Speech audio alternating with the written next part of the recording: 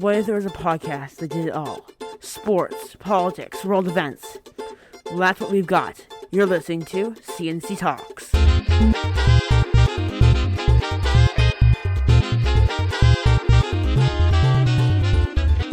Hello everybody, I'm Colin. And I'm Charlie. Welcome to episode 6 of the C&C Talks podcast. Just a reminder, as we do every episode, we release every Tuesday and we talk about politics, world events, and sports. Also, that we tape one day early, so as we were taping this, it is Monday, June 6th, 2022, at about 12 p.m. Pacific time. So, anything that happens after that, but before it is released, we cannot talk about.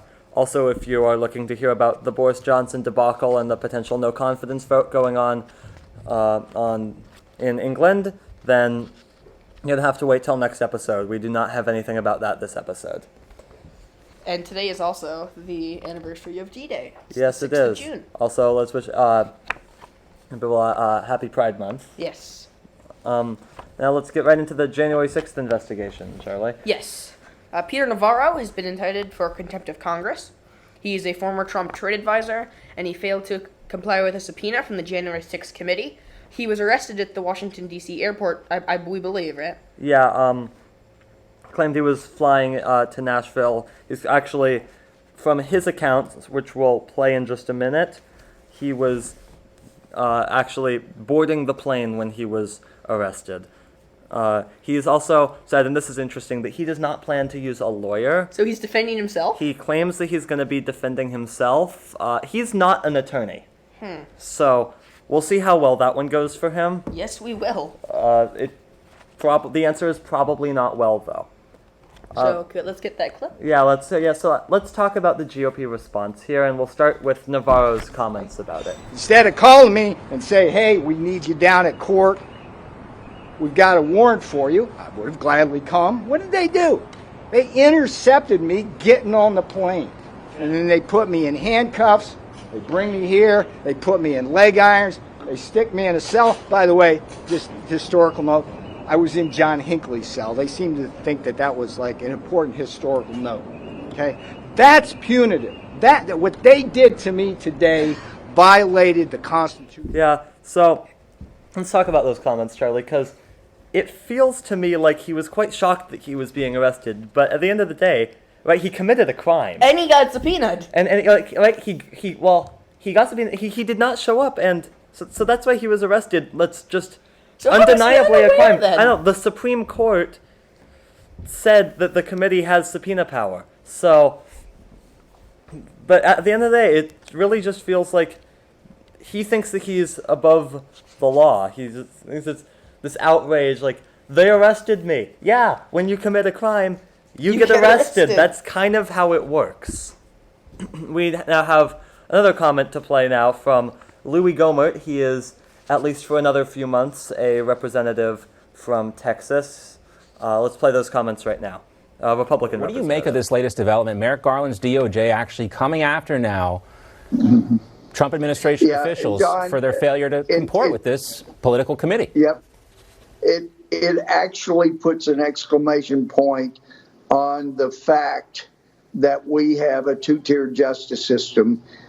If you're a Republican, you can't even lie to Congress or lie to an FBI agent, or they're coming after you. They're going to bury you. They're going to put you in the D.C. jail and terrorize and torture you and not live up to the Constitution there. However, this comes on the heels of Sussman being acquitted because the jury that had a bunch of Hillary Clinton lovers in it, donors even, they said, look, he's a Democrat, and of course they're going to lie. Everybody lies. Yeah, how about that jury foreperson? No big deal to lie to the FBI, huh? Exactly. Yeah, so there's obviously a lot to unpack in those comments. Like, right, he said that if you're a Republican, you can't get away with lying to Congress or lying to the FBI. Which you're not supposed to do if you're anyone. Yeah, no one's supposed to lie to the FBI, right? He seems to think that, he should just be allowed to go and lie to the FBI, and the fact that he can't do that is an outrage. And it's violating the Constitution somehow. But Yeah, let's move on from that to some more news on the committee. Mark Meadows and Dan Scavino have yet to be indicted. They are also former Trump aides. Meadows was a chief of staff. Scavino was a deputy chief of staff, worked on, I believe, communications. They were both also referred from the January 6th committee to the Department of Justice for contempt. But the DOJ reportedly told them that they will not be indicted. The committee is very angered by this because it gives others an incentive to not cooperate, is what they say on that. The committee's public hearings begin this Thursday. They are expected to outline for the American people a wide plot starting potentially many months before to overthrow the 2020 election. Yes. And we have some major news on that, Charlie. Yes, we'll be live streaming the hearings. The live stream will start at 4:45 p.m. Pacific time on Thursday, exclusively on YouTube. Yeah, so go check that out. Yeah, join us on YouTube for live analysis of the hearings. Yep, 5:45 p.m. Pacific time, Thursday. All right, and now moving on to something that's not as good. There were 12 mass shootings over the weekend. That's Friday, Saturday, and Sunday. Can we get some more on that, please, Colin? Yeah, so 12 mass shootings, which is a lot. That's an average of 4 mass shootings a day on Friday, Saturday, and Sunday, which is just absurd. That's one every 6 hours. Yes, exactly. Wow. Some of the big ones, there was one in Chattanooga, Tennessee, where 2 people were dead, 12 injured. One in Philly, where 3 dead and 11 injured, as well as many others all around the country, and it comes amid a nationwide push for gun reform that, unfortunately, Charlie, is likely to fail. Yes, the Republicans are still coming up in Congress, are still coming up with ways and solutions to allow gun laws to stay the way they are and preventing reforms from being pushed through. Yeah, like Lindsey Graham, the Republican senator from South Carolina, said that he wants former military members placed outside of schools. Says that schools, and I'm not even kidding about this, he said when it comes to security, they should be like Capitol buildings. Does he remember January 6th? So wait, are Republican supporters just going to start swarming schools now? That's an interesting thought. That would be an interesting thought. That would be that's interesting. Also, Kyle Rittenhouse. Remember him? He was the guy in Wisconsin who shot 3 people at those peaceful protests in August of 2020. Once he was 17 and he had an AR-15, and he came across the state lines. He was, of course, acquitted. He claimed he was there to help heal injured people, which seems false. He had an AR-15. So he recently said that having an AR-15 is the reason why he's still alive. I want to get your reaction on that. All right, so he goes to a peaceful protest where the people are simply walking down the streets protesting, and then he starts shooting at them, and that's him defending himself, and that's the reason he's alive. Were the protesters just gonna kill him for no reason? Yeah, exactly. Like, he was never fired at. Had he not had an AR-15, he wouldn't even be famous at all, right? No, no one would have noticed. No one would have cared because he would just be another person there. Yeah. And even then, once he had the gun and it shot people, he's still alive because no one shot back. And you know why no one shot back? Because no one had guns there. Because it was a peaceful protest. So, moving on to the elections, we have some news out of the Pennsylvania Senate race. As you may remember from a few episodes ago, that race was very close, and now we have a result. Yeah. Dr. Mehmet Oz has won the GOP nomination. He is a Trump-endorsed candidate. He won after a recount. He will face Democrat John Fetterman, the lieutenant governor of Pennsylvania, in the general election. However, he lives in New Jersey, not Pennsylvania. That's an interesting little nugget there. And also, a photo resurfaced of Oz voting in a Turkish election in 2018. Yeah, and he had previously claimed that he had never been politically involved in Turkey, so that's clearly false. Apparently also, according to national security officials, if elected, he will probably not get a security clearance. They just don't trust him? Yeah, so it makes you wonder, is he really the best choice for a race if he can't even do all of the things that a senator should be able to do? Yes. In the Georgia Senate race, GOP nominee Herschel Walker, who, remember him, we've talked about him a lot before. Yes, we have. He was videoed committing federal and state felonies. Oh no! How do you do that? So he was giving away free gas to people for their cars in Atlanta, which doesn't seem problematic, except that he would only do it if they said that they would vote for him. Wait, isn't that illegal bribery? Yeah, you cannot bribe people into voting for you.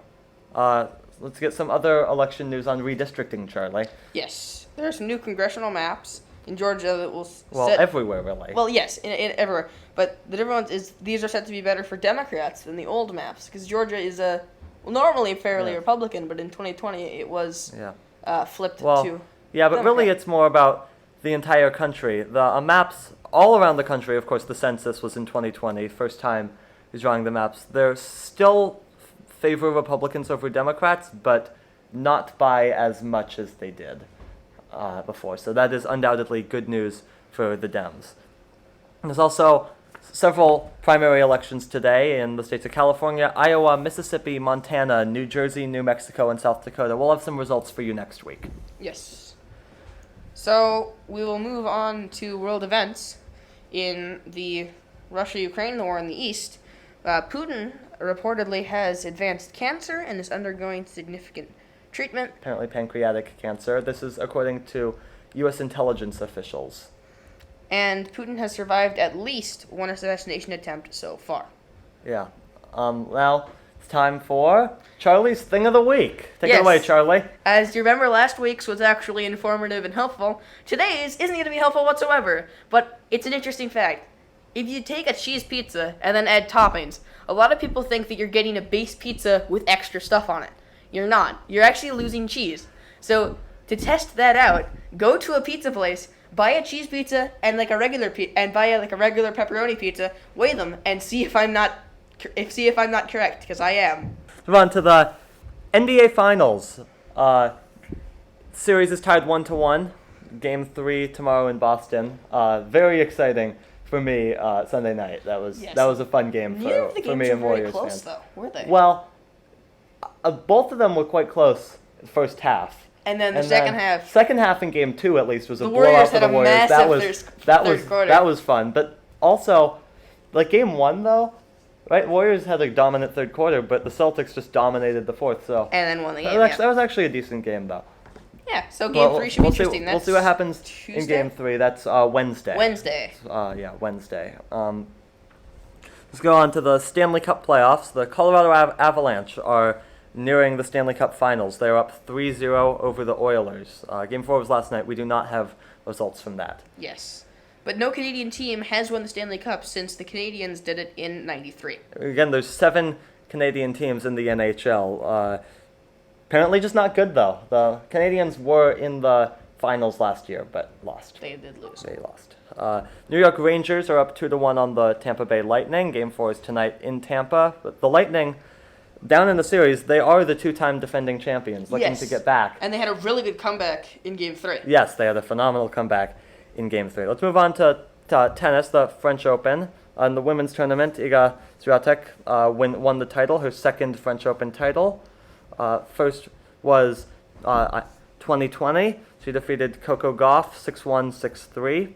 In the men's tournament, Rafael Nadal won the title, his 22nd major title all time. That's a lot. He's 14th at the French Open, the most majors all time for a man. Serena Williams still has more for women. She has 23. He defeated Casper Ruud 6-3, 6-3, 6-0. Now let's move on to World Cup qualifying. Some less good news for Ukraine. Yes, we were talking about those final 3 World Cup spots. Ukraine lost to Wales 1-0, leading to Wales advancing to the World Cup, and they'll face Iran, England, and the U.S. in the group stage. That's a good group. Well, what do you think the U.S. has to do to advance out of it, Charlie? It'll be interesting. I do think that is a really good group. I think the U.S. will make it, and I think England will too, actually. Yeah, I mean, I think that really the U.S. has to beat both Iran and Wales if they want to be able to move out. Anything less than 6 points. Are they going to beat England? That seems unlikely. Yeah, I agree. Let's move on to the Madden 23, the famous video game. John Madden is returning to the cover of the game for the first time since 2000. He is, of course, the namesake of the game. He passed away at the very end of 2021, December 28th. Let's move on to baseball. Yes. The Philadelphia Phillies fired manager Joe Girardi. The Phillies were 22 and 29 at the time of the firing, and they are expected to be a contender. They've actually won every game since then, though. They have. Although they were playing the Angels, who have lost 11 straight games. They're now under 500, and the road ahead for them does not get better. No, because they played the Red Sox, they started the season not great, but they're coming back. The Mets are, I think, the best team in the league. Second best is I think Yankees are best right Yankees? now, yeah. And then the Dodgers, who are right behind the Mets. That's tough. That's another team that had very high expectations this year. They then get the Mariners after that, so, a little bit of breathing room. Hopefully in Seattle we can pull the 5-game sweep on them. Yeah, that would be really, really interesting. Yordan Alvarez signed a deal with the Astros, 6 years, $115 million, and yet still arguably underpaid. Yes. And then 5 Rays players refused to wear pride hats, claim that they still support LGBTQ rights, but they don't want to wear anything symbolizing pride. Doesn't really sound like they actually support it. No, it doesn't. Yeah. And at least, in my opinion, they should have been forced to wear them, right? It's a symbol, right? You're being hateful if you're wearing them. Like, right? We cannot stand for this homophobia or any of that anymore. Yes. And it looks like we're out of time, and we're going to have to go. So make sure that you subscribe. Yeah, new episodes every Tuesday, anywhere that you listen to podcasts. Also, make sure that you tune in to our live stream this Thursday, 4:45 p.m. Pacific time, exclusively on YouTube, about the January 6th hearings. Yes. And I wanted to thank Morris, our producer, Drake, our co-writer, and Zack, our production designer. Yep. Thank you for listening. I'm Charlie. I'm Colin. And see you next time.